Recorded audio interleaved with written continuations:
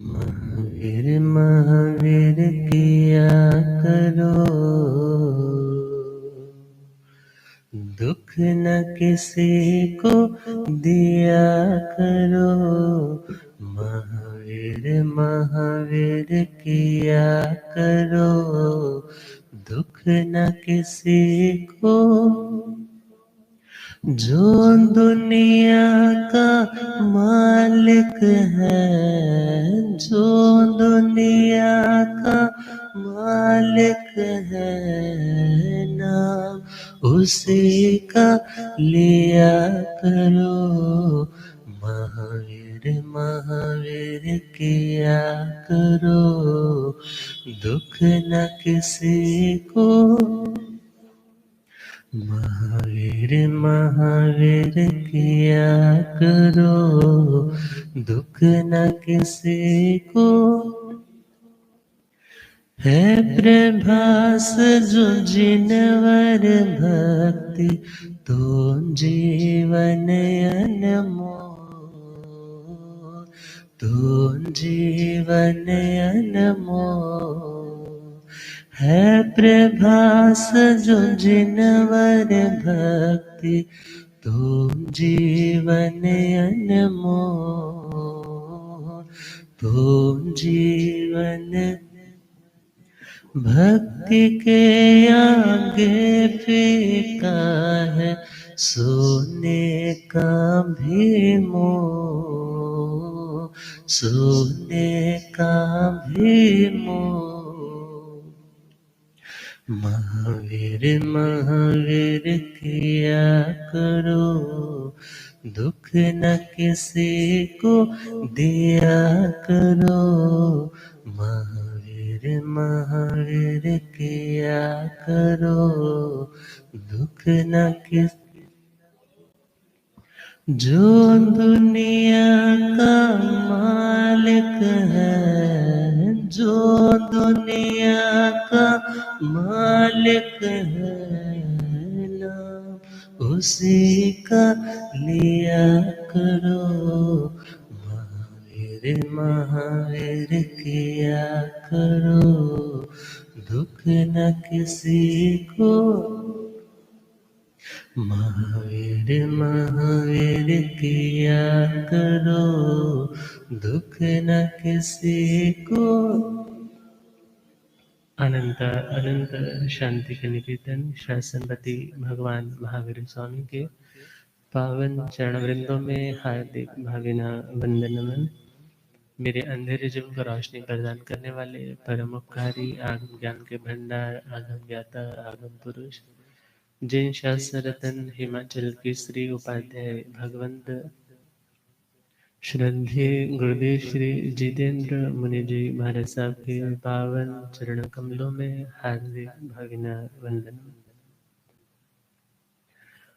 पाठ पर विराजित तपस्विरत श्री प्रभु मुनि जी महाराज साहब के चरणों में वंदन। धर्म सभा में उपस्थित धर्म अनुरागियों, सुशीलवती माताओं एवं बहनों, असीम पुण्यदय से भाग्योदय से आप सबको संतों का समागम और वीतरागवाणी श्रवण करने का शुभ अवसर प्राप्त हो रहा है। श्रीमद उत्तराधीन सूत्र नवम अध्यान नमी पवज्जा सुनाना प्रारंभ किया है। नमी महाराज ब्राह्मण के वेश में पधारे हुए सौधर्मेंद्र महाराज के उस प्रश्न का उत्तर, उस शंका का समाधान कर रहे। मैंने श्रद्धा का नगर ऑलरेडी बिल्ड अप कर लिया है, मुझे कोई खतरा नहीं, किसी शत्रु से मुझे भय नहीं। और उस महल की और बढ़ने वाला जो मार्ग है, वहां पर भी मैंने एक मुख्य द्वार दरवाजा लगा दिया है। और वह दरवाजा किसका बना है? तप संवर मंगलम। वह तपस्या और संवर की अर्गला से युक्त दरवाजा है। अर्थात जब दरवाजा ही बंद है तो कौन आपके घर के अंदर आएगा? पहले नॉक करेगा। नॉक करने के बावजूद भी यदि आपको वह व्यक्ति पसंद नहीं है, आप कैमरे में चेक करोगे, आप उस ग्लास से चेक करोगे जिससे आपको बाहर खड़ा व्यक्ति दिखाई दे जाए। यदि तो मान लो वह व्यक्ति मिठाइयों का डब्बा या सामायिक स्वाध्याय के उपकरण लेकर के आया है, तो आप सोचोगे चलो दरवाजा खोल देते। मगर यदि कोई व्यक्ति गंदगी का टोकरा भर करके आपके द्वार पर खड़ा है, तो आप उस व्यक्ति को आने की तो इजाजत नहीं दोगे।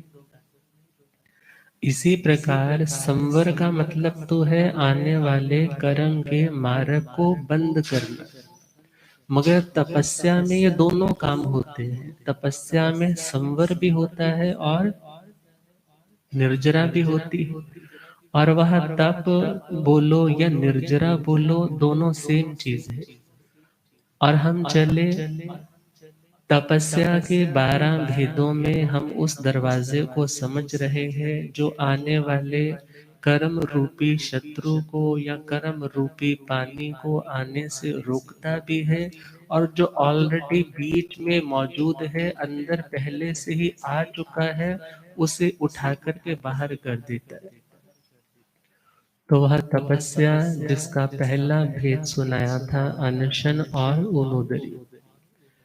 अनशन तपस्या जिसमें आत्मा का निश्चय स्वरूप अनाहारक, आत्मा का लक्षण आहार करना शुद्ध नय से नहीं है। शुद्ध नय का मतलब है निश्चय नय। निश्चय नय का मतलब है जो डेफिनेट ट्रुथ लास्ट में हमें मिलने वाला है। सिद्ध भगवान का जो स्वरूप है वह निश्चय स्वरूप को अटेन कर चुके हैं। मगर हमारा लक्ष्य भी वही है। और क्या विचार करना कि जो अपना स्वरूप होता है वो तीनों कालों में अपना ही होता है। जो स्वरूप हमारा अपना है वो तीनों कालों में, भूत में, भविष्य में, वर्तमान में वह वैसा ही है। परंतु जो अपना नहीं होता उसमें वेरिएशंस आते हैं, उनमें बदलाव आता है, उनमें परिवर्तन आता है। और निश्चय स्वरूप ऐसा स्वरूप है जो ज्ञान और दर्शन आत्मा का सहज गुण है, आत्मा की नेचुरल प्रॉपर्टी है। वो आज भी है, पहले भी था और भविष्य में भी रहेगा। मगर हाँ, जब तक कर्मों के आवरण है, वह निश्चय स्वरूप हमें पूरी तरह से उपलब्ध नहीं हो पाता। मगर उस निश्चय शुद्ध स्वरूप को पाना है तो व्यवहार के धरातल पर रहते हुए हमें कर्मों को काटना होगा। जैसे जैसे कार्मिक अकाउंट खाली होता जाएगा, घटता जाएगा, उसी के अनुसार हमारी आत्मा के ज्ञान और दर्शन का वह जो अनंतता का ग्राफ है, वो उस अनंतता को, एक्सट्रीम को टच कर जाएगा। उसी का नाम केवल ज्ञान है।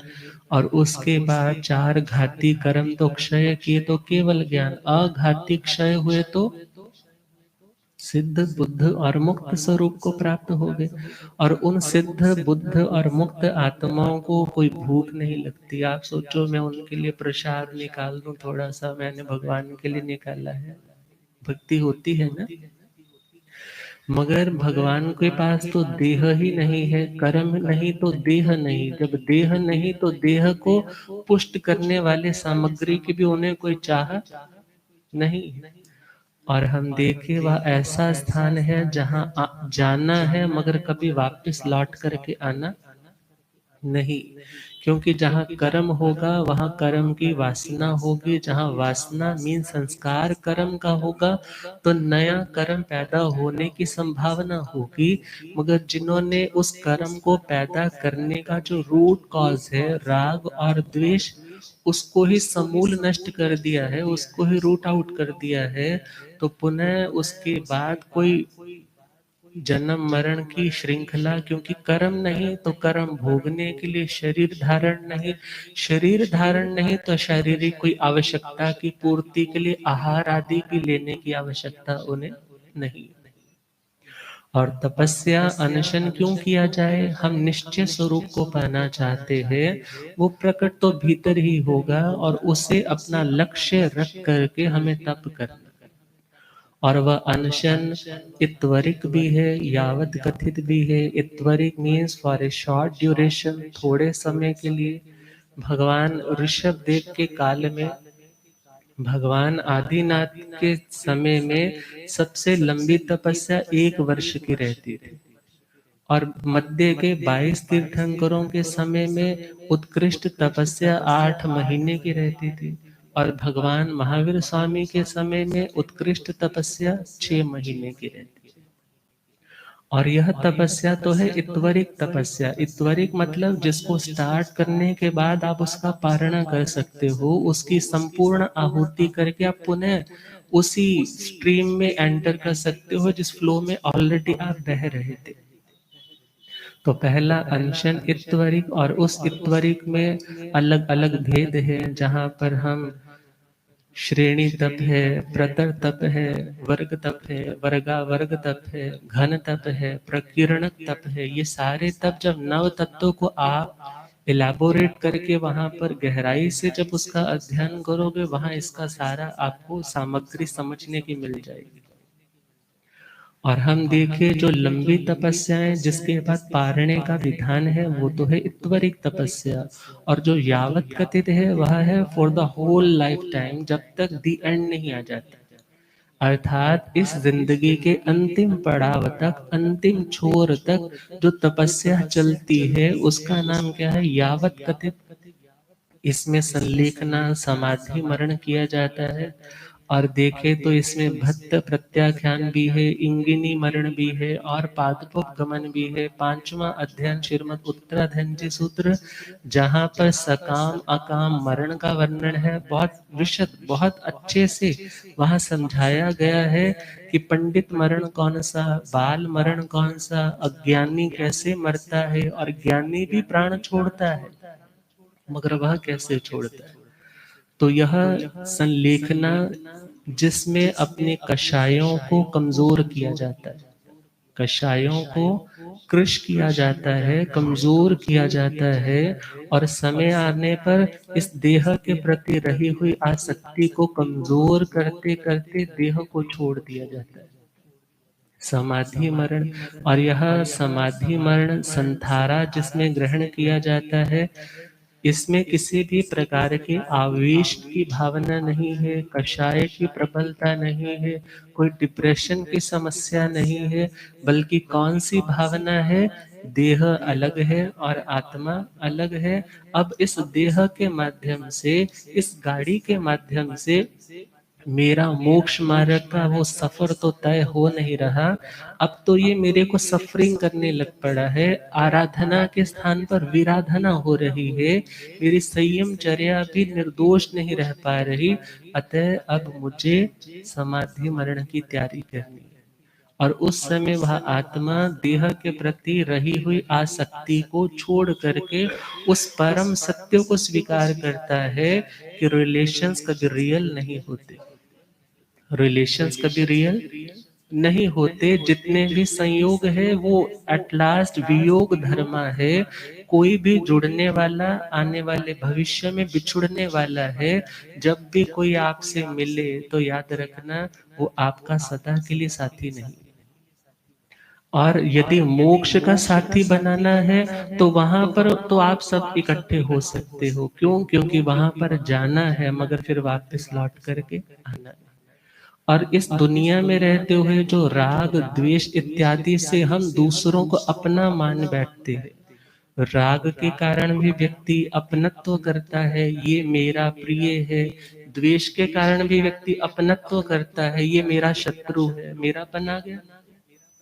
मगर जहाँ पर यह मेरापन राग और द्वेष से जो जनित था, पैदा हुआ था, वह हट जाता है। उस समय वह चिंतन करता है, मैं भी आत्मा, ये भी आत्मा, मैं भी आत्मा, ये भी आत्मा। कार्मिक अकाउंट के कारण, कर्मों के कारण इसके संस्कार अलग है, मेरे संस्कार अलग है। इसकी सोच डिफरेंट है, मेरी सोच डिफरेंट है, मगर सत्य तो एक ही होता है। सत्य कैसा होता है? एक होता है। और निश्चय सत्य क्या है? ये भी शुद्ध रूप है और मैं भी शुद्ध रूप हूँ। मगर मुझे ये बात का चिंतन क्यों करना? अपने राग द्वेष को कम करने के लिए। और यदि सामने वाला वो तो रागी और द्वेषी भी है और वह व्यक्ति अज्ञानता के कारण बुरा भला भी कह रहा है, तो भी अपनी आत्मा को स्टेबल रखे। क्या सोच करके कि मेरा लक्ष्य मोक्ष है, ये रिलेशंस आज है, ये मेला आज है, मगर हे आत्मा तू मेले में अकेला है। यह सोच करके जिसे उस अकेलेपन में आनंद आने लग पड़ा, फिर उसके लिए अकेलेपन में भी मेला है। तो हम आगे बढ़े तो पहला है इत्वरिक तपस्या और दूसरी है यावत कथित। और यावत कथित में संथारा ग्रहण किया जाता है। और इसमें जो भक्त प्रत्याख्यान है, इसमें हम देखें तो सेवा इत्यादि ली भी जा सकती है, नहीं भी, मगर पादपोप गमन संथारे में तो जैसे पादप बोलते हैं वृक्ष को, पदभ्याम पिबती इति पादप, जो पैरों से पीता है उसको क्या बोलते हैं? पादप। और वृक्ष का पीने का सोर्स क्या है? उनकी जड़ें। वैसे तो ऊपर से भी अब्जॉर्ब करता है, मगर जो पानी जहां पर आपने देखा होगा रेतीले स्थान है, मॉइस्चर भी नहीं है, हवा में ड्राइनेस है, मगर फिर भी वो पानी कहाँ से लेता है? नीचे धरती से। तो उस वृक्ष की भांति जो मानो अपनी शाखा से, अपने मूल से टूटकर नीचे गिर गया, या हम देखें तो जो स्कंद का भाग है, जो स्कंद का भाग है, ऊपर के पत्ते तो हिलते हैं, हवा आती है, मगर जो स्कंद होता है वो नहीं हिलता। उस स्कंद की भांति जो व्यक्ति, जो आत्मा, जो साधक स्थिर रहती है, कोई किसी प्रकार का चंचलता का, काया का कोई कार्य नहीं। अर्थात ना हाथ उठाना, ना कोई कार्य करना, कोई आया है तो उसकी और भी कोई नजर नहीं, सिर्फ चिंतन कौन सा? आत्मा का।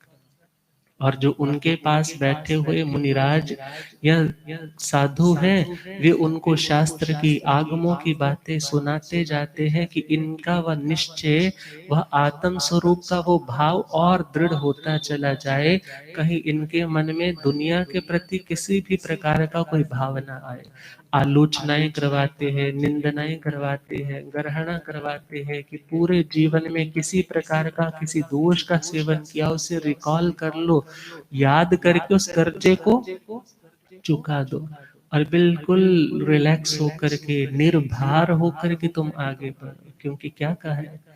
जाए दुनिया से जब हंसते हुए जाना, तब खुश मिजाज रहना। हो जाए दुनिया से जब हंसते हुए जाना, तब खुश मिजाज रहना। मन में होवे तकलीफ, रहे मन में रिलीफ, खुश मिजाज रहना। ओ होवे तन में तकलीफ, रहे मन में रिलीफ, खुश मिजाज। जीवन में किसी ने तकलीफ जो पहुंचाई, उसे माफ करना। क्रोध और द्वेष रह जाए ना किसी से, मन को साफ रखना, मन को साफ रखना, मन को साफ रखना। जाना दुनिया के पार, रखना मन का हल्का भार, खुश मिजाज रहना। हो जाए दुनिया से जब हंसते हुए जाना, तब खुश। यदि इस भावना को हम प्रतिदिन भाते हैं, प्रतिदिन इस भावना के रंग में अपनी आत्मा रूपी उस कपड़े को डिप करते हैं ना, तो ये निश्चित ही हमें समाधि मरण में मिल जाते हैं। क्योंकि आजकल के साइकोलॉजिकल व्यूज आते हैं कि जिस बात का व्यक्ति बार बार कॉन्शियस लेवल पर चिंतन करता है, सोने के बाद भी जो 24 घंटे वर्क करने वाला सब कॉन्शियस माइंड है, वो आपके उस अधूरे काम को भी पूरा करता जाता है, और आप जैसा सोचते हो फिर वैसा होने भी लग जाता है। तो अनशन तप में दोनों टाइप्स आ जाती हैं, इत्वरिक भी और यावत गतित। और नेक्स्ट चले, दूसरा तप है ऊनोदरी। कौन सा तप? ऊनोदरी का मतलब है जितनी भूख है, जितनी आवश्यकता है, उस आवश्यकता को भी और कम करना। एक तो होती है नीड और दूसरी होती है ग्रीड। ग्रीड का मतलब है लोभ लालच की वृत्ति, और नीड का मतलब है आवश्यकता। और आवश्यकता तो आपकी है रेगुलर 4 रोटी एक टाइम में खाने की आवश्यकता है ना आपकी बॉडी की। मगर आप उस 4 को भी 3.5 में कन्वर्ट कर दिया, तो आपने क्या किया? ये भी तपस्या है। थोड़ा सा खाली रखा। वैसे तो स्वास्थ्य शास्त्री बोलते हैं कि आपके पेट में 2 हिस्से तो भोजन होना चाहिए, एक हिस्सा पानी होना चाहिए, और एक हिस्सा हवा के लिए खाली छोड़ दो। कि भाई रोटेशन के लिए तो कुछ चाहिए। मिक्सी में ग्राइंडर में भी आपने कुछ पीसना है तो पूरी फुल मिक्सी थोड़ी होती है, उसमें भी कुछ ना कुछ थोड़ा स्थान रखा जाता है। और ओनोदरी तप में देखें तो द्रव्य ओनोदरी और भाव ओनोदरी। द्रव्य ओनोदरी में उपकरण ओनोदरी है और आहार ओनोदरी है। उपकरण में हमारे जो यूज में आने वाले जितने भी आइटम्स है, जितने भी पदार्थ है, उन यूज में आने वाले पदार्थों की भी एक लिमिट करना। भले आपके वो कपड़े हैं, दिन में आप 3 बार कपड़े बदलते थे, आपने क्या सोचा, नहीं आज मैं सिर्फ एक बार ही कपड़े चेंज करूंगा।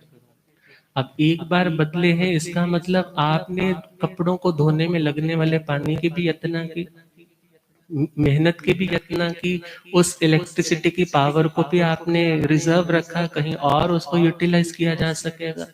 और इस तपस्या से देखा जाए तो आप जहाँ बचत करते हो, बोलते हैं ना 1-1 रुपया जोड़ने से भी गुल्लक एक दिन भर जाती है। इसी प्रकार थोड़ी थोड़ी तपस्या करने से ऐसी योग्यता आ जाती है कि भविष्य में हम बड़ी तपस्या भी कर सकते हैं। तो ओनोदरी तप। और दूसरा है भाव ओनोदरी। भाव ओनोदरी का मतलब क्या है? जो भावों से संबंध रखती है, जो आत्मा से संबंध रखती है, जो हमारे इमोशन से संबंध रखती है, हमारे जीवन के व्यवहार से, हमारे रिएक्शन से संबंध रखती है। और उसमें चले तो गुस्सा बहुत आता है, चिड़चिड़ करने लग जाते हैं, छोटी छोटी बात पर इरिटेट हो रहे हैं। उसके उस लेवल को आपको पता है, इसके बाद मैं अपने आपे से बाहर हो जाता हूँ। बाहर हो रहे हो मिस नुकसान हो रहा है, एटलीस्ट अपनी मर्यादा में और बैक चले जाओ। पता है गुस्सा आएगा, ये सामने आएगा, मैं चिल्लाऊंगा, आप उससे साइड पर हो जाओ। गुस्सा करना कोई बहादुरी का काम नहीं है, क्योंकि गुस्सा करने वाले को कभी स्ट्रांग नहीं बोला जाता, बल्कि क्या बोला जाता है, ये तो वीक है। क्यों वीक है? क्योंकि सहने को शक्ति बोला जाता है। कहते हैं ना सहन शक्ति। गुस्सा करने को तो शक्ति नहीं बोलते। गुस्सा करने वाला व्यक्ति अपना नुकसान कर रहा है, अपनी स्ट्रेंथ को कम कर रहा है, अपने रिश्तों की मिठास को कम कर रहा है, और अपने आत्मा को भी तो प्योर से इम्प्योर करता चला जा रहा है। तो भले क्रोध है, भले अभिमान है, भले माया छल कपट के भाव है, भले लोभ के भाव है, जैसे ही हमारा मन इनमें बढ़ने लगे, इसको लौटा करके वापस कि नहीं, मेरे को ठीक है, एक लेवल तक सोचना ठीक है, मगर इनको भी कम करते चले जाए। तो यह है ऊनोदरी तपस्या। और आगे बढ़े तो भिक्षाचरी। तीसरी तपस्या कौन सी है? आवाज नहीं आ रही आपकी। भिक्षाचरी। भिक्षा शब्द साधु के स्वाभिमान की रक्षा करते हुए अभिमान त्याग का संदेश देता है। क्योंकि जैन साधु अभिमानी तो नहीं, मगर स्वाभिमानी जरूर होते। अभिमान का मतलब जो आपको कभी ऊपर उठने नहीं दे, स्वाभिमान मतलब जो आपको कभी ऊपर से नीचे गिरने न दे। तो स्वाभिमानी अपनी मर्यादाओं का तो साधु ध्यान रखता ही रखता है, मगर उसमें विनम्रता भी पूरी रहती है। अर्थात जहाँ टकराने की जरूरत है वहां पर वह हट जाता है, मगर व्यर्थ की बातों में मात्र अपने अहम को पुष्ट करने के लिए कि मैं भी कुछ हूँ, इन बातों में वह ध्यान नहीं देता। तो भिक्षाचरी तपस्या है। क्यों तपस्या है? क्योंकि साधु की हर वस्तु याचित है। कैसी है?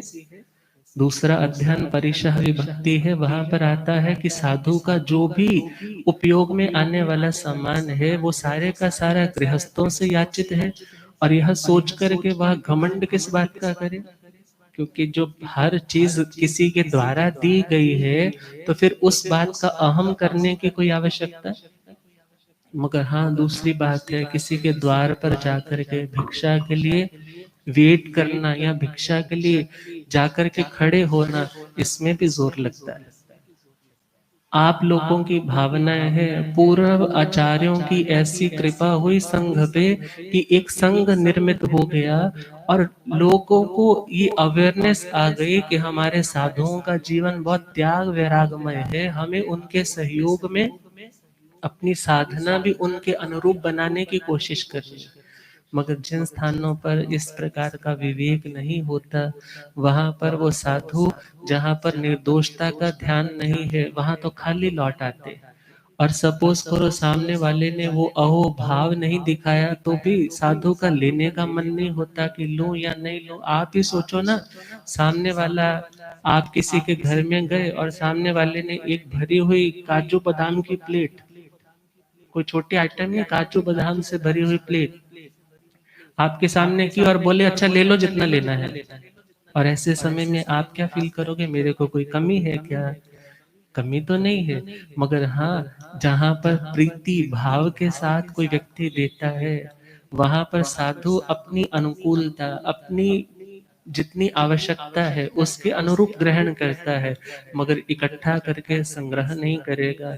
और ना ही यदि भावना से, सपोज करो उस व्यक्ति ने जो बनाया है उसमें ना कोई रस स्वाद था, ना उसमें किसी प्रकार का कोई टेस्ट था, कुछ लगा हुआ भी था, कुछ हो सकता है कोई घर में नहीं खा रहा था वही बहरा दिया, मगर यदि साधु लेकर के आया है, पात्र में ले आया है, और वह उसका क्या करेगा? फिर संता के भावों से उसका भी आहार करेगा। तो हम देखे भिक्षाचरी तपस्या है, क्योंकि इसमें दोषों को टालते हुए अपरिग्रह वृत्ति के साथ साधु गोचरी पर जाता है, भिक्षाचरी पर जाता है। और भिक्षाचरी, चर जो धातु है, चर धातु के दो अर्थ आते हैं, एक गति और दूसरा भक्षण करना। गति का मतलब है मूव करना, चलना। भिक्षा के लिए साधु जाता है, उसमें देखा जाए तो इर्या द्रव्य भी उसकी देख करके जाएगा, और उसका जाना भी तपस्या है। गोचरी के लिए उसका जाना भी तपस्या है। और यदि नहीं भी मिले तो क्या सोचे कि वो आत्माएं तो धन्य है जो बेले बेले तेले तेले पारणे करते हैं, चलो आज नहीं मिला कोई बात नहीं, मगर किसी गृहस्थ के प्रति ना रोष है ना क्रोध है। यहाँ के लोग कैसे हैं, इनको कोई विवेक नहीं, इनको कोई साधुओं की चिंता नहीं, ऐसा भाव भी हृदय में नहीं लेकर के आते। और भिक्षाचरी तपस्या भगवान ने क्यों फरमाई? क्योंकि इस तपस्या का पालन भगवान ने स्वयं भी किया। तीर्थंकर भगवान जब साधना काल में थे, भगवान महावीर स्वामी, और अभिग्रह कर रखे थे कि मेरा अभिग्रह क्या है कि राजमहलों की कन्या हो, कुंवारी हो, शादीशुदा ना हो, बाजारों में बिकी हुई हो, और हाथों में हथकड़ी, पैरों में बेड़ियां हो, और 3 दिन की भूखी और प्यासी हो, 3 दिन की उसकी तेले की तपस्या हो, और उसके हाथ में छाछ हो, वो सूप हो, अर्थात उसमें उड़द के बांकुले हो, उबले हुए उड़द के वो बांकुले रखे हुए हो, और उसका एक पैर दहलीज के अंदर हो और दूसरा पैर दहलीज के बाहर हो, और वह आंखों में आंसू लिए खड़ी हो और मंद मंद मुस्कुरा रही हो, और यह इतना बड़ा विग्रह, और ऐसा अभिग्रह कि वह 5 महीने 25 दिन लग गए, प्रतिदिन आते हैं। और अभिग्रह ऐसा नियम है जो किसी के साथ शेयर नहीं किया जाता, बल्कि अंदर ही अंदर रखा जाता है, और जैसे ही पूर्ण होता है फिर उसके बाद आहार ग्रहण कर लिया जाता है। और वह सौभाग्य किन्हें प्राप्त हुआ था? चंदन बालाजी। आज भी इतिहास में उनका नाम अमर है। महासाध्वियों में, आर्य समुदाय में भगवान के संघ की प्रथम साध्वी कौन थी? प्रवर्तनी साध्वी कौन थी? महासाध्वी भगवती स्वरूपा आर्य श्री चंदन बालाजी। और हम देखिए इस भिक्षाचर्य के 4 पोर्शन हो जाते हैं: द्रव्य, क्षेत्र, काल और भाव। द्रव्य से उन कंडीशंस की बात की जाती है जो भोजन सामग्री आप मन में सोच करके जाते हो, यदि इस कंडीशन में ये वस्तु रखी हो, वैसे संयोग बने तो लेना, अदरवाइज उस घर को भी लांग जाना। और क्षेत्र का अभिग्रह क्या रहता है कि मैं सपोज जाते हुए फरसूं, आते हुए घर नहीं फरसूं, और उसमें अलग अलग टाइप्स बताई है कि पतंग के आकार में एक घर फरसा, दूसरा, तीसरा, चौथा यूं फरसा, या हम चले वहां गोमूत्र का आकार बनता है, इस तरह से घर शंखावर्त में एक गली से ऐसे गए, दूसरी गली से यूं घूम करके आए। और वहां पर ये नहीं है कि सामने वाला कह रहे हैं महाराज मेरे घर पे आओ नहीं तो मैं नाराज हो जाऊंगा, मगर वो तो निर्लेपता की साधना करने वाले जो अभिग्रह लेकर के चले हैं, उसी अभिग्रह के अनुरूप आगे बढ़ते हैं।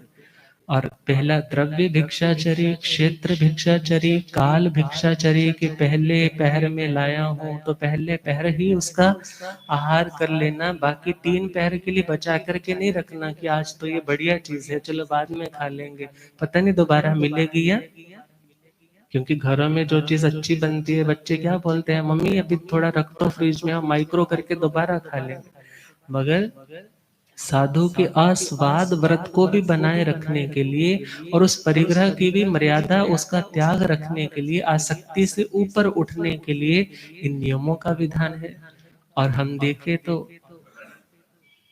पहले पहर में लाया बाकी का त्याग कर दिया, दूसरे पहर लाया बाकी का त्याग, तीसरे में लाया बाकी का त्याग, चौथे में लाया बाकी पहले 3 पहरों में नहीं लिया, उसी में कंज्यूम कर लिया। और इससे उसकी निर्लेपता, वस्तु के प्रति मोह, आसक्ति और उनका संरक्षण आदि करने की चिंता चली जाती। इसलिए इसे तपस्या में काउंट किया जाता है। और इस तपस्या से सिर्फ साधु को ही लाभ नहीं है, आपको बहुत लाभ है। किस चीज का लाभ है? साधु तो भोजन लेने के लिए आ गए, पहुंच गए आपके द्वार पर, और जो उनको सूझता है आपने बहराया तो आपको सुपात्र दान का लाभ मिला। आपने अपने कितने कर्मों को काट लिया, कितनी निर्जरा कर ली, और उस सुपात्र दान के द्वारा निर्जरा भी हुई और पुण्यानुबंधी पुण्य भी बंध गया। अर्थात वह जो आपने सुपात्र दान दिया है वो आपको सुविधा तो देगा देगा, मगर उसके साथ विवेक देगा कि मुझे इन सुविधाओं में फंसना नहीं। अदरवाइज दुनिया में किया जाने वाला जस्ट जो पुण्य है वो सुविधा देगा, मगर उसके साथ विवेक नहीं देगा। और हम आगे बढ़े, भिक्षाचरी तपस्या से आपके घर की किचन शुद्ध रहती है। साधु घर तक पहुंचते हैं तो अभक्ष्य आदि पदार्थ आपके घर में एंटर नहीं करता। यदि आज तक आपकी किचन शुद्ध है, यदि आज तक बच्चे आपके शाकाहारी हैं, तो इसमें सबसे बड़ा योगदान किनका है? गुरु भगवंतों का। यदि ना आते तो आज तक पता नहीं क्या कुछ हो गया होता। और आज तक भी यदि सेफ है तो व्यक्ति यदि यह बोले मुझे धर्म से मिला ही क्या, तो इसकी बहुत बड़ी मूर्खता होगी।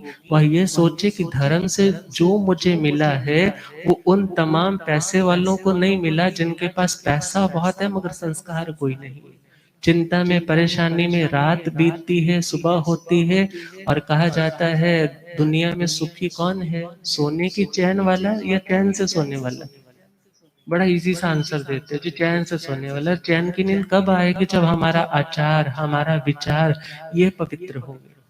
क्योंकि ये पवित्र नहीं है तो हम भय के वातावरण में जीते हैं, हम इनसिक्योरिटी में जीते हैं और उस इनसिक्योरिटी में हमें शांति नहीं।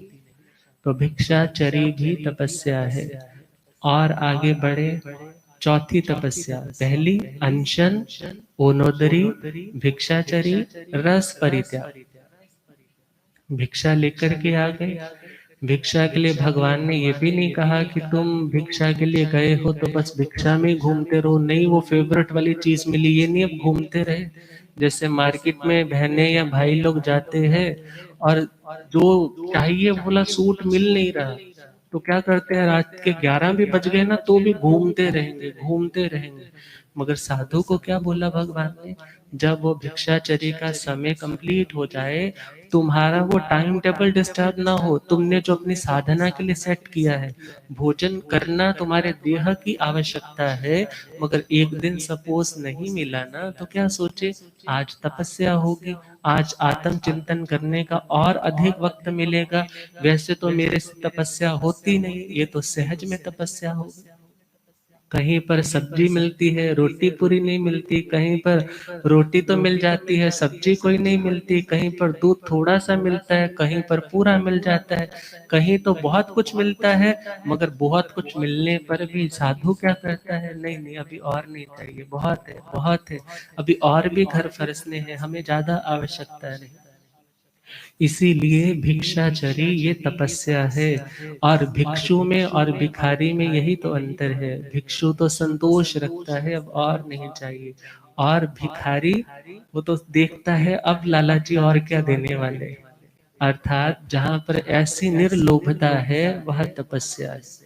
और जो रस परित्याग है, भोजन आ गया तो वहां पर अच्छा है तो ये नहीं सो कड़े थी सो पक्के थी इत्यादि ऐसे शब्द नहीं बोलता है, बहुत बढ़िया पकाया है, बहुत अच्छे से फ्राई कर रखा है, बहुत अच्छे से नमक मिर्च डाला है, बहुत अच्छे से घी मार करके इसमें डाला है, ऐसे सावध्यकारी वचन भी साधु भोजन करते वक्त कभी नहीं बोलता, न मन में ही सोचता है।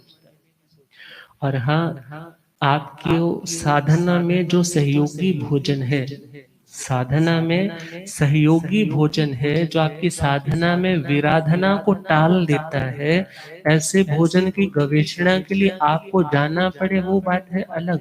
मगर आप यदि अपने स्वाद को बनाए रखने के लिए स्वादिष्ट व्यंजनों की डिमांड करते हो तो वो बात बिल्कुल अलग हो जाती है। अर्थात साधना के लिए मैं कभी नहीं ये कहता कि तुम्हें बिल्कुल रूखा सूखा ही खाना है, क्योंकि भगवान तो कहते हैं अधिक मात्रा में रूखा भोजन भी नहीं करना, और अधिक मात्रा में रसापगामम ने निसेव्यवा पायं रसा दित्ति करा नारायण। ये प्रमाद सत्स्थान नाम का 32वां अध्ययन आता है, वहां भगवान ने फरमाया है कि रसा पगामम ने निसेव्यवा, कि बार बार प्रकाम रसों का सेवन नहीं करना। प्रकाम का मतलब जो ज्यादा हेल्दी है, जो ज्यादा न्यूट्रिएंट्स वाला है, जिसमें ज्यादा चिकनाई है, जिसमें ज्यादा तेल है, घी है, मीठा है, ऐसे भोजन का भी सेवन रेगुलर बहुत ज्यादा मात्रा में। आज मेडिकल साइंस में चले तो रोग बहुत लग जाएंगे, कोलेस्ट्रॉल हो जाएगा, बीपी हो जाएगा, हार्ट की समस्या हो आ जाएगी, और उसी के साथ चलो डायबिटीज हो जाएगी, कितनी परेशानी आ जाएंगी। और भगवान ने क्या बोला, भगवान ने टोटल निषेध नहीं किया कि तुम ये ले ही नहीं सकते, बल्कि तपस्या करने वाला, स्वाध्याय करने वाला, उसको डाइट तो हेल्दी चाहिए, क्योंकि ब्रेन सारी खर्च कर जाएगा। पढ़ने वाले बच्चे जानते हैं कि पढ़ाई के दिनों में उनकी डाइट हेल्दी थी, मगर खाने के बाद भी उन्हें लगता था कि अब सारा पच गया। और वही एक निठल्ला बैठने वाला व्यक्ति खाता रहे तो वेट भी बढ़ेगा, और उसके साथ साथ दवाइयों को खर्च होने वाला रेट भी बढ़ेगा। और उन दोनों को मेंटेन रखना है तो व्यक्ति को इन प्रकाम रसों का भी त्याग करना है। और शास्त्रों में जो भगवान ने ये वचन कहे हैं, क्या सोच करके कहे, क्योंकि ज्यादा रसदार, ज्यादा पौष्टिक आहार करने से इंद्रियां मजबूत हो जाएंगी। शरीर जितना पुष्ट हो जाएगा, फिर इंद्रियों के विषय उतने ही तंग करेंगे। क्योंकि जिन वृक्षों पर बड़े रसीले फल लगते हैं ना, पत्थर भी ज्यादा उसी पर पड़ते हैं। और यदि आप नॉर्मल हो अर्थात भोजन भी ले रहे हो मगर उस भोजन में उस पौष्टिकता को बार बार अति मात्रा में सेवन नहीं कर रहे तो इंद्रियां भी ज्यादा पुष्ट नहीं होंगी, और ज्यादा इंद्रियां पुष्ट नहीं होंगी तो इंद्रियों का जो ध्यान है वो विषयों की ओर भी अधिक नहीं जाएगा। तो बात आती है पहली तो महाविज्ञ का त्याग करें। महाविज्ञ में हम चले तो मद्य है, मांस है, और आगे चले तो नवनीत मक्खन है और मधु है। और हम देखें मद्य में तो शराब है, ये तो लेनी ही नहीं है। और आगे चले मांस है, मांस भी लेना नहीं है। और आगे चले तो मधु, शहद आगे। और शहद में जो हिंसा की प्रवृत्ति रहती है, धुआं दिया जाता है, तो वहां पर उसको टाला जाता है। भले आजकल बहुत से ऐसे साधन आ गए हैं जहां पर उनकी खेती की जाती है, लाइक जैसे आप हल चला करके वहां पर भी घास उखाड़ते हो, पानी देते हो, हर काम करके फिर खेती लगाते हो, इसी प्रकार उनको पाला जाता है। फिर सहजता से ही उनसे वो रस निकाल लिया जाता है, मगर फिर भी दोष की संभावना रहती है और इसलिए इसको भी टाल दिया जाता है। बहुत सी दवाइयां हैं जिनमें शहद का प्रयोग करने के लिए आयुर्वेद में कहा जाता है उनमें मिक्स करके लो। फिर उसके स्थान पर मुरब्बे का रस है, मुरब्बे की चाशनी है, उसको भी यूज कर सकते हैं। और हाँ, जब दवाई के रूप में है और कभी ऐसी दिक्कत में लेना पड़े तो उसके लिए ऐसा निषेध नहीं है, मगर हाँ इसमें महाहिंसा की संभावना है, इसलिए इसे भी टाला जाता है। और मक्खन में देखा जाए तो मक्खन पौष्टिकता अधिक देता है। मक्खन के निषेध की बात जो आती है वहां पर कहा जाता है इसमें जीवों की उत्पत्ति सूक्ष्म हो जाते हैं, मगर हम देखें जो फ्रेश मक्खन है, जो ताजा निकला हुआ है, उसमें ऐसी कोई संभावना नहीं। जब वह खट्टा होने लगे, स्वाद विकृत होने लगे, तो उसे बोला जाएगा अब यह अग्राह्य है। और हम देखें इसमें मधु और जो मक्खन है, इनका सेवन औषध के रूप में या तपस्या आदि के लिए बाद में किया भी जा सकता है, मगर इसको भी टाला जाए तो और श्रेष्ठ है। और आगे चले जो विघ्य है, विघ्य का मतलब जो विकृति है, विकृति का मतलब जो प्रकृति नहीं है। एक राइटर ने लिखा है, जैन राइटर है, उन्होंने लिखा है विकृति का मतलब है जो नेचुरल डाइट नहीं है। जो कैसी डाइट नहीं है? जो नेचुरल डाइट नहीं है, और वह जो आर्टिफिशियल डाइट है बोला जाए तो उसको उन्होंने विकृति में काउंट कर लिया। मगर भगवान ने जहां पर फरमाया है दूध हुआ, दही हुआ, घी हुआ, और उसके आगे बढ़े तो मिठाई हुई, मीठा हुआ, इन बातों का भगवान क्या बोलते हैं? त्याग करने का अभ्यास करो। यदि सपोज आज मलाई खोली है कि मैंने आज मलाई लेनी है, तो मक्खन घी का त्याग कर दो। आज यदि मीठा खोला है तो बाकी दूध इत्यादि का त्याग कर दो, क्योंकि रेगुलर हर पौष्टिक वस्तु का यदि सेवन किया जाएगा, हेल्थ वाइज भी इश्यूज आएंगे और साधना वाइज भी इश्यूज आएंगे। इसलिए भगवान क्या कहते हैं, इनका भी तुम्हें स्वयं विवेक रखना है। जिनमें दूध, दही, घी, मिठाई और तेल, ऑयली, आजकल तो सब डॉक्टर बोलते हैं भाई तुम्हारा ट्राइग्लिसराइड बढ़ रहा है तो तुम ऑयल भी कम कर दो, मैं तो तुम्हें पानी में सब्जी बनानी सिखा दूंगा। अब विचार करना है, जहाँ स्निग्धता की आवश्यकता है, जहाँ घी इत्यादि चिकनाई की भी आवश्यकता है, वहाँ अति चिकनाई की आवश्यकता नहीं।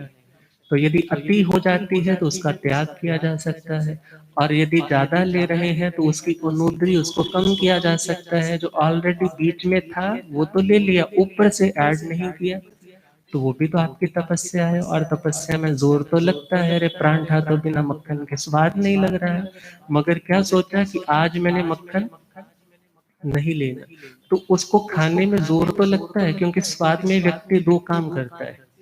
स्वाद आ रहा है तो मात्रा से अधिक खाता है, और स्वाद नहीं आ रहा तो भूख से भी कम खाता है। होता है ना ऐसा?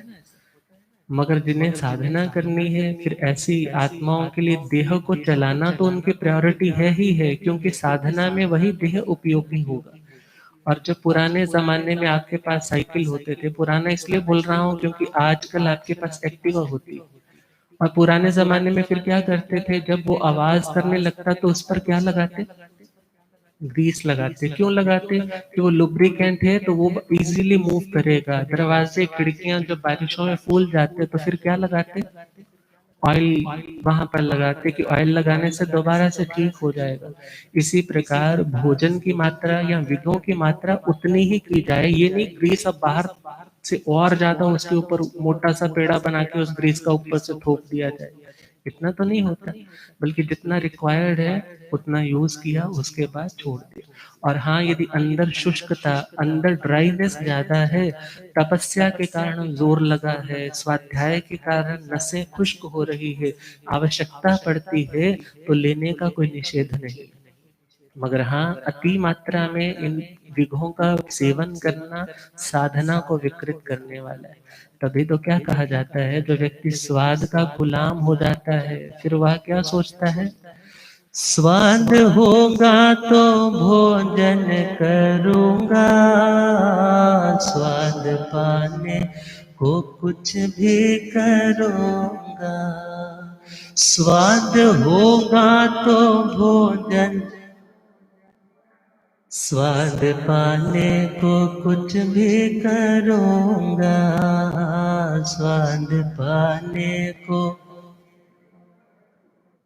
फिर स्वाद बढ़ाने के लिए अलग अलग वो पता नहीं चिंकी चाट मसाला कौन सा मसाला वो भी डालेंगे, नहीं टेस्ट आ रहा, अरे उस वाले रेस्टोरेंट में बहुत अच्छा बनता है, भले पता चल चुका है कि वह जो मसाला डालता है ना उसमें नॉनवेज वाला मसाला भी मिक्स होता है, फिर भी क्या बोलता है, अरे मैंने देखा है, मैंने उस वहां डब्बे चेक किए, स्वाद का गुलाम हुआ वो संयम नहीं पाल सकता। और क्या कहा, स्वाद होगा तो भोजन करूंगा, स्वाद पाने को कुछ भी करूंगा, स्वाद पाने को। गृंद रहता, हाँ गृंद रहता रसों में जो हर पल, साधना उसकी फलती नहीं है, वो बहुश्रुत के परम पद को पाना, हाँ पाना बात हर एक के बस की नहीं है, जो मिटा देता अपनी खूंदी को, खूंदी को बनता एक दिन खूंदा भी वही है। सेहत जरूरी है, अच्छी रहे, साधना करने के लिए भी और दुनिया के काम धंधे करने के लिए आपके लिए भी। और यदि स्वाद के गुलाम बन गए तो आप अपना धर्म नहीं पाल सकते। क्यों? क्योंकि स्वाद के कारण आपकी वो स्वाद की प्रवृत्ति आपके धर्म को डोमिनेट कर देगी। और भले पता है कि इस बर्गर में, इस पिज्जा में वो नॉनवेज कंटेंट डल रहा है, ग्रीन मार्क लगने के बावजूद भी जो प्रिजर्वेटिव्स है वहां पर ई कोटिंग्स लिख रखी है, और जब यूट्यूब पे तुम चेक करने जाते हो, गूगल सर्च करने जाते हो, पता भी है इसमें शक है, मगर फिर भी क्या बोलते हैं, अरे कौन देख रहा है, स्वाद बहुत है, अब इतना बढ़िया तो मम्मी थोड़ी बनाती है, घर वाली नहीं बनाती, जब खा जाओ।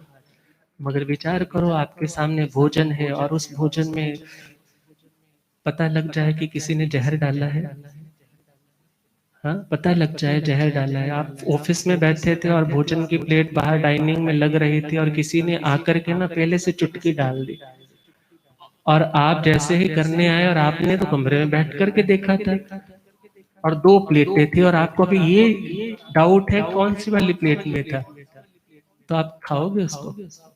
क्या कहोगे, नहीं भाई मेरे को तो ये दोनों प्लेट उठा लो, मेरे को नया भोजन की प्लेट दो, मैं उस वो ही खाऊंगा। और यहाँ चलो जहर को तो तुम छोड़ो, वैसे ही जिस पर बड़ा डाउट रहता है, अरे ये तो कुछ करता है, और जैसे ही आपने कोई जूस की रेडी पर आपने जूस निकाल निकाल करके रखा था और आपने भी पीना था, और उधर से वो व्यक्ति भी आ गया और वो आपके उस ग्लास को देख रहा है, टकटकी लगा कर देख रहा है, आप तो अरे उसको भी पीने से हिचकिचाहट करने लग जाते हो। और जहां पता है कि इसमें पूरी संभावना है ऐसा कुछ होने की, फिर भी जानते हुए भी वो चीजें, वो प्रोडक्ट्स अभी भी यूज किए जाते हैं। क्यों? क्योंकि रसों के ऊपर नियंत्रण नहीं, रसों पर विजय होगी तो वह व्यक्ति साधना भी करेगा, आराधना भी करेगा, धर्म भी पाले। तो भिक्षाचरी और रस परित्याग दोनों इंटर रिलेटेड है। भिक्षाचरी तो आपकी निर्दोषता को बनाए रखने के लिए है। अब भोजन आ गया, अब भोजन बढ़िया बनाया है तो ये नहीं है कि उसकी प्रशंसा करने लग जाए, क्योंकि प्रशंसा करने से जो बना है उसको बनने में जो जो दोष लगे हैं, अग्नि भी जली है, कच्चा पानी भी लगा है, जब वो मार्केट में अभी आया है तो मार्केट में गाड़ियों के ऊपर आया है, वहां कोई देख करके यत्ना से तो वो सामान आ नहीं रहा। और जब खेती करने वाले उस किसान ने बोया था तो कितने त्रस्त थावरों की भी हिंसा हुई थी। और जब आप उस भोजन की अनुमोदना कर रहे हो, इट मीन्स आप उस हिंसा की भी अनुमोदना कर रहे हो। इसलिए क्या कहा, एक त्यागी, एक वैरागी, एक संयमी आत्मा कभी भोजन स्वादिष्ट भी है, क्योंकि स्वादिष्ट का मतलब क्या है, उसमें सब रस मौजूद है। और श्रीमद् सूत्र कृतांग सूत्र में भगवान ने कहा है कि जिस वस्तु का जैसा गुण और धर्म है, यदि बढ़िया है तो वो बढ़िया है, मगर आप उसकी अनुमोदना करके अपनी आत्मा को राग करके अपनी आत्मा को अनुमोदना के पाप से ज्यादा मैला मत करो। जो जैसा है वो तो वैसा है ही है। और यदि बढ़िया नहीं है, तुम्हारे से ग्रहण नहीं हो रहा, तुम्हारे से नहीं खाया जा रहा, तो क्या सोचे, अरे औषधि कड़वी भी होती है तो वो भी तो खाई जाती है ना, क्या सोच करके मेरे रोग को मिटा देगी। और समता भाव से यदि मैं इसे भी ग्रहण कर लूंगा तो ये भी मेरे कर्मों के रोगों को मिटाने वाला है। और हाँ, हो सकता है वो आपके नियम के विरुद्ध पदार्थ आया है, और ऐसे समय में उसे परखने का भी विधान है। अति मात्रा में आया है, सबकी तपस्या है, तपस्या वाला कोई लेने को तैयार नहीं कि मुझे तपस्या पारनी है, और ऐसे समय में भी योग्य स्थान देख करके उसको बुसराया जा सकता है, मगर दान स्वरूप किसी को दिया नहीं जा सकता, क्योंकि वह निर्दोषता संयमी जीवन की है। और पहली कोशिश क्या है, यदि पास पड़ोस में भी कोई संयमी आत्मा है उसको बहरा दे। मगर कई बार रस चलित हो गया, उसमें उसका रस विकृत हो चुका है। भोजन पर आया हुआ साधु यदि रस में डाउट हो तो श्रीमद् दशमी कालिक जो सूत्र में आता है तो हाथ पर लेकर के चेक भी कर सकता है कि इसका रस मेंटेन्ड है या कुछ खराब हो चुका है। यदि रस चलित हो चुका है, ले ले, उसके बाद बीमार पड़ जाए, दवाइयों पर खर्चा भी अलग होगा, और उसके बाद परेशानी भी होगी, उसकी स्वाध्याय आदि चर्या में भी व्यवधान पड़ेगा, रुकावट पड़ेगी। और ऐसे में वो भोजन वहां भी ले सकता है। और यदि भूख की ज्यादा अति तीव्रता हो, तपस्या आदि का जोर हो, तो वैसे तो सामान्य नियम नहीं है कि गृहस्थ के घर में वहां अलग से वहां बैठ करके भोजन ले ले, मगर अपवास स्थिति में वहां पर भी भोजन ले सकता है। मगर जो जिम्मणवार होता है, मेहमान नवाजी की तरह, वैसा विधान साधु के लिए नहीं है। और जब भी ग्रहण करना है तो एक एक और एक एक कमल भी ले रहा है, तो क्या सोच करके ये देह की आवश्यकता है। और जिस तरह गाड़ी में पेट्रोल डालना गाड़ी को चलाने के लिए वो आवश्यकता है, मगर उसमें सफर, उसमें रास्ता कौन तय करने वाला है, बैठने वाला आदमी। इसलिए वह सहयोगी भी है, उपयोगी भी है, मगर उसका सहयोग और उसका सही उपयोग वही कर पाएगा जो व्यक्ति उस स्वाद से निर्लेप रहेगा। गाड़ी कभी नहीं बोलती आज वाला ना पेट्रोल बड़ा यम्मी था, कभी कहती है? वो गाड़ी कभी नहीं कहती आज वाला तो डीजल ना बिल्कुल बेकार डाला, बड़ी बदबू आ रही। अर्थात उसको भले वो नॉन लिविंग चीज है, मगर वो भी हमें एक लेसन दे रही है कि भोजन जब ग्रहण करो, आपकी साधना में वह सहयोगी बनने वाला है, तो आप उसको समता से ले लो। यदि रस आदि से विकृत है, ग्राह्य नहीं है, तो आप उसको त्याग सकते हो, मगर किसी की निंदा करके कर्म नहीं बांधे। तो आज के लिए इतना है, फिर कल आगे बढ़ेंगे इन्हीं भावों के साथ। अपूज्य श्रद्धेय गुरुदेव।